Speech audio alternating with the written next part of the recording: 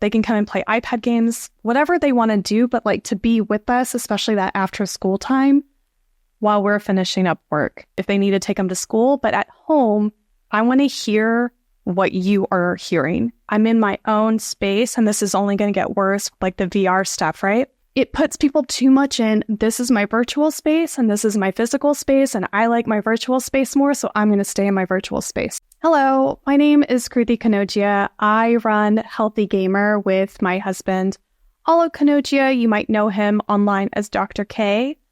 We run mental health programs that help people with technology addiction and really kind of general mental health support for people that really live a lot online. And through our work, we've learned a lot. And one of the things that I really wanted to share with you guys is something that we've implemented in our own home. And that's really how to set up your house to enable good technology habits. Just as a little bit of background, I'm somebody who could spend weeks binge watching TV shows, scrolling through my phone, playing great video games. Like, time flies for me. My husband had a straight up video game addiction. So this has helped us develop good tech hygiene and really set great habits for our kids, because we're very aware of kind of how small things can kind of slippery slope into a full-on technology addiction. So if you're kind of with younger kids or even older kids and you feel like redoing a couple things around the house, maybe some of these could help you. By the way, I'm not ever going to be somebody who's like, never bring your phone into bed or you should never do this. I hate rules. I feel like they only set people up to fail. And really, we're here to set you up for success. So really, these layout kind of things are more guidelines and frameworks. Frameworks, not rules. Like many families, we're busy. We have 2 work-from-home parents. We need 2 adult home office spaces. We've got 2 kids who love their screen time as well. They have their own schoolwork. So we're kind of a typical family, and we have kind of a typical, 2-story home. And so this is kind of what we've done to zone out our house. The first kind of conscious decision we made is to separate the work study space from the recreational kind of fun screen time space. So the fun screen time space is what we call our media room. And this is like hands down the funnest part of the house, right? This is big sofas, big ass TV. Everything is hooked up. There's blankets. There's the coffee tables that kind of come up so you can snack and eat. There's bean bags. Like, that's the fun place. Every other part of our house is like pretty lame in comparison. So if you want to have fun, if you want to play video games and have like the beautiful graphics, if you want to watch a movie with like the incredible sound, that's where you want to be.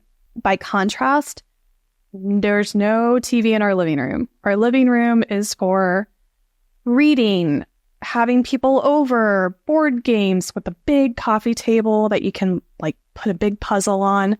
It's where we build forts, like that's an offline space. So the only like really fun space is the media room. The second decision we made was to have little areas in our home offices where our kids could come. So we've got, like an extra laptop or an extra kind of desktop where kids can kind of come. Like if you've seen Alok's setup, like there's a couch behind him. So a kid can go on a laptop on that couch, or in my office, there's like a little desk off to the side. So they can kind of come in and do like their quieter work. They can come and play iPad games, whatever they want to do, but like to be with us, especially that after school time while we're finishing up work. This isn't practical for everyone. And I've seen some really cool things done in other homes where they have their work from home space kind of transition into a fun after hours, like after work space. So they'll do things like turn off the overhead lights and turn on lamps, or they'll turn on music, or they'll, bring out the coasters and grab drinks and stuff like that. So there's a way to kind of transition the space from like a workspace to a play space. But for us to keep them separate and have little areas where We can work together. Whereas the big media room that we talked about is the play space. That's kind of what works for us.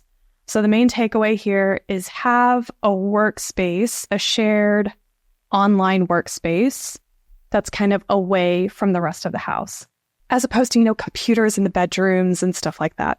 The third decision that we made was all of the iPads are shared family devices. So we call our iPads, the black one, the gold one, the pink one, like they're colors. It's not mommy's iPad, Vera's iPad, like we don't do whose iPad, it's colors. So anyone can use any iPad. Of course, each one is logged into a different account, whatever. But the point is they're a shared resource and they're all plugged in the kitchen. So we have this kind of unconscious idea of like we're pulling from a shared resource for a purpose, right? I'm going to use this iPad for a certain amount of time to do my homework, to find my assignment, to play some games, to FaceTime whoever, whatever that purpose is, and then it goes back to the kitchen. The fourth decision that we made was no headphones in the house. Headphones are for flights, for drives, for whatever, if they need to take them to school. But at home, I want to hear what you are hearing. If you're calling people or FaceTiming people or you're on voice for a game, I want to hear what's going on.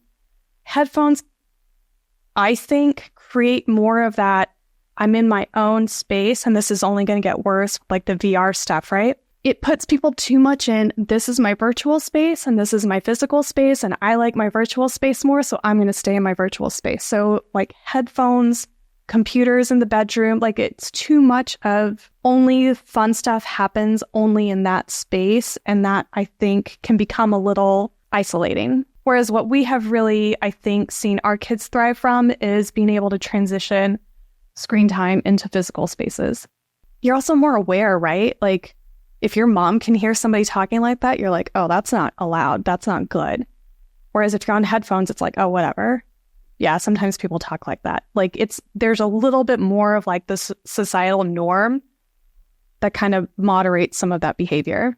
And I have 2 young girls, so it's a little different, but friends of mine that have teenage boys implement this at home, the no headphones thing, and it really, really, really makes such a difference. So this is me. I have 2 young girls, so the headphones thing is like a little different for me. But, plenty of my boy mom friends, especially those with teenage boys, college-age boys, they implement similar things, and it really makes such a difference. So something maybe think about. All right, so finally, because we're not dogmatic, we're not perfect, we're not rules-driven people, we do have a big TV in our bedroom, right? And that's the veg out, kind of more comfort screen time. So that's where I go to kind of binge watch Netflix, This Is Us, Night Agent, whatever, like the good stuff, right? I'll go in there with my tea and my snacks and whatever. It's a comfort thing. My kids, when they are homesick, they don't get to go to the media room. That's where they end up, in the big bed with the big TV, not as fancy as the big one upstairs, but that's the comfort screen time. It's just a different vibe, right?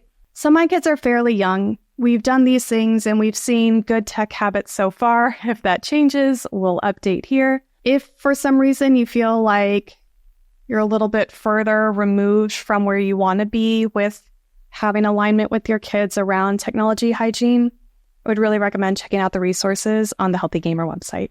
Okay, thanks guys. See you next time.